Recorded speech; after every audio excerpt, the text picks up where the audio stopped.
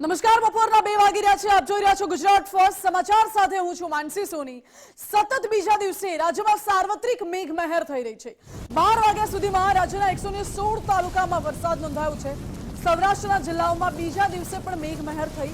બોટાદના બરવાળામાં 5.5 ઇંચ વરસાદ ખાબક્યો, જ્યારે ભાવનગરના ઉમરાળામાં 5 ઇંચ વરસાદ પડ્યો છે. તો ચૂડા, વલ્લભીપુર અને રાણપુરમાં 3 ઇંચ જેટલો વરસાદ પડ્યો, જ્યારે આ તરફ ફુલેરામાં 2.5 ઇંચ વરસાદ, ધંધુકામાં 2 ઇંચ વરસાદ, પેટલાદ, સિહોર, બોટાદ, મૂળી, ખંભાતમાં 2 ઇંચ વરસાદ, રાજકોટ અને બોરસદમાં પણ 2 ઇંચ વરસાદ ખાબક્યો છે. રાજ્યના 14 તાલુકામાં 1 ઇંચ સુધીનો વરસાદ વરસ્યો છે.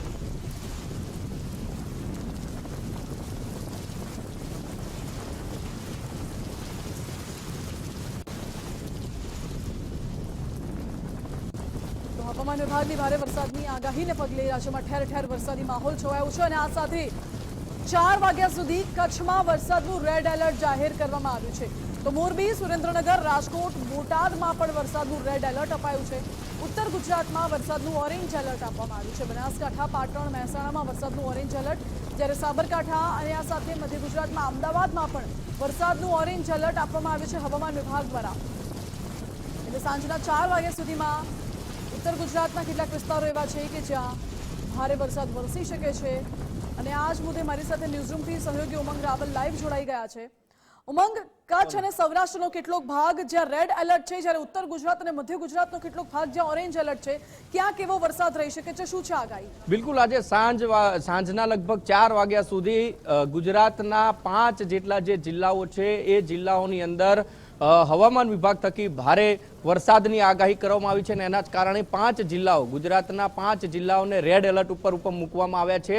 આઈએમડી એટલે કે હવામાન વિભાગે જે નકશો જાહેર કર્યો છે, નકશાની અંદર જે રેડ એલર્ટ બતાવ્યો છે, જિલ્લા આપણે જોઈએ તો આ જે જિલ્લો છે, કચ્છ જિલ્લો, આ મોરબી જિલ્લો, સુરેન્દ્રનગર જિલ્લો, બોટાદ જિલ્લો અને સાથે રાજકોટ જે છે, એટલે સૌરાષ્ટ્રના જોઈએ તો રાજકોટ અને બોટાદ છે એ બંને અને મોરબી પણ છે, એ 3 જિલ્લાઓ છે તેને રેડ એલર્ટ ઉપર મૂકવામાં આવ્યા છે. તો બીજું સુરેન્દ્રનગર જિલ્લો છે તેને પણ રેડ એલર્ટ, અને આખો જ કચ્છ જિલ્લો છે ત્યાં પણ ભારેથી અતિ ભારે વરસાદ વરસે તેવું હવામાન વિભાગનું અનુમાન છે. અને સાથે જ અત્યારે જ્યાં ઓરેન્જ ભાગ જે આપ જોઈ રહ્યા છો, ઓરેન્જ ભાગની અંદર દ્વારકાથી લઈ અલંગ હોય, ભાવનગર હોય કે પછી આ અમદાવાદ જિલ્લો છે તે હોય, આ બાજુ અરવલ્લી હોય, સાબરકાંઠા હોય, તમામ જિલ્લાઓને ઓરેન્જ એલર્ટ ઉપર મૂકવામાં આવે છે.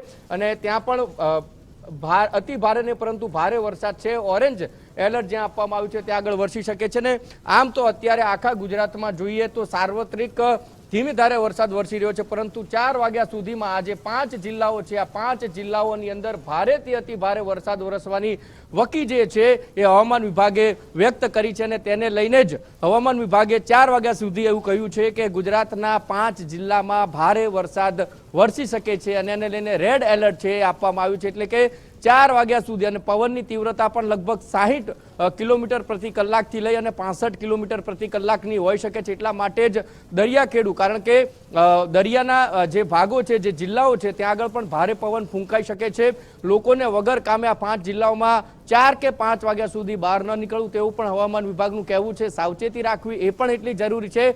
જે રીતે ગઈકાલ રાતથી ભાવનગર, બોટાદ અને અમરેલી સહિતના જે જિલ્લાઓમાં મેઘો અનરાધાર વરસ્યો છે અને તેને લઈને ઘણા બધા જે ગામડાઓ તે સંપર્ક વિહોણા થયા હતા, ઘણી બધી જગ્યાએ રેસ્ક્યુ છે એ પણ કરવા પડ્યા હતા. એ પરિસ્થિતિ ક્યાંક સાંજે 4 વાગ્યા સુધીમાં આ 5 જિલ્લાઓમાં થાય તેવું પણ અનુમાન છે, માનસી, એ કરવામાં આવી રહ્યું છે.